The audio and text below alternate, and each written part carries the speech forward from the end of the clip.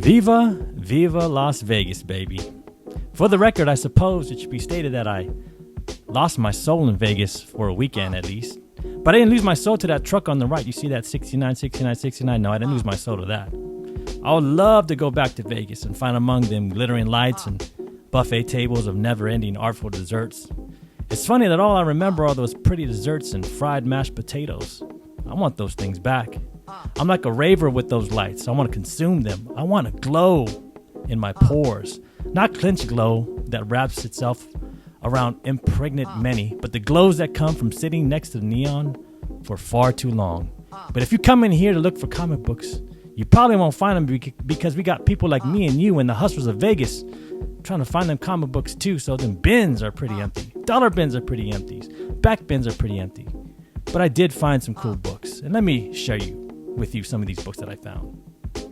The first book I found was this Alex Ross Timeless variant.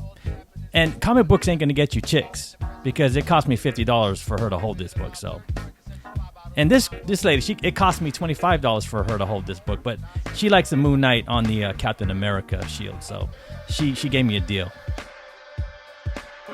The next book I got was the Sword Master #1. If you really want to understand why people are buying this, go check out that Timeless book that just came out. Turn to page 18 and 19 and you can read The Iron Fist Reforged for a New Hand.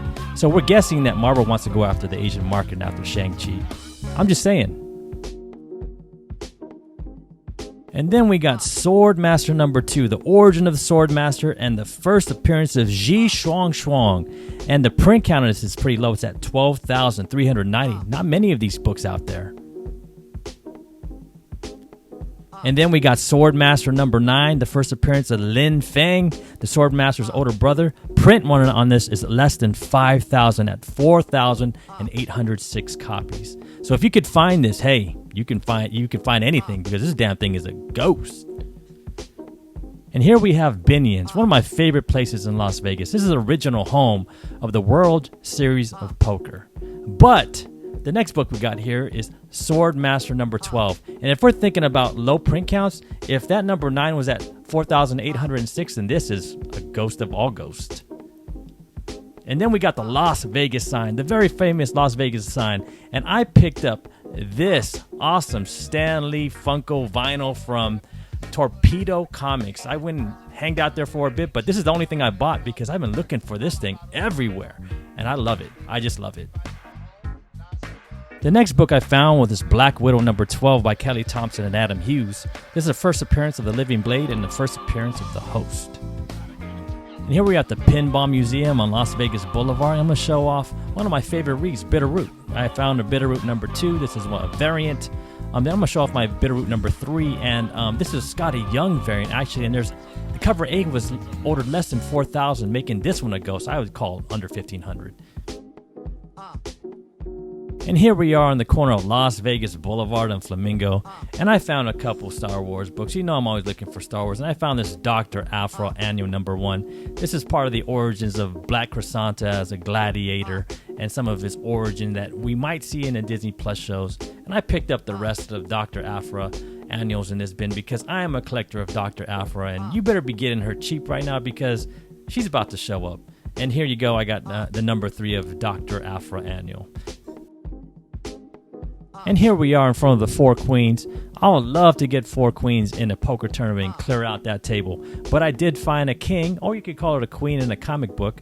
I found this Darth Vader #20, this qualifier. We have Darth Vader on the cover. We got Dr. Aphra, evil droids. We got Palpatine. We got those funky Jedis. And we got this homie walking by. What's up, homie? How you doing? Have a good night.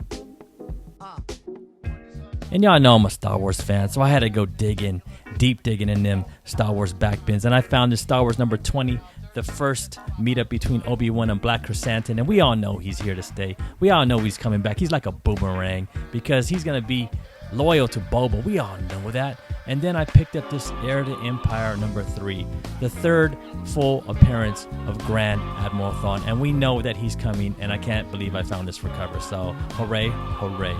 And then I had to give Jar Jar some love. I collect these Star Wars tales, and I needed this #3, so I had to get it. And then I got this Star Wars #8 because it is a slick Boba cover. Y'all thought I was slipping on Boba, but I wasn't. But hey, I want to thank y'all for joining me on my little travel here to Las Vegas. So I'm just saying, take me back to Vegas, where they still hand that out for free by a boatload. I need not gamble. I need not gland hand. I would simply sit idly by the buzzing of the pinks and blues and greens and reds. And me and those cheap 1920s lights will have a moment.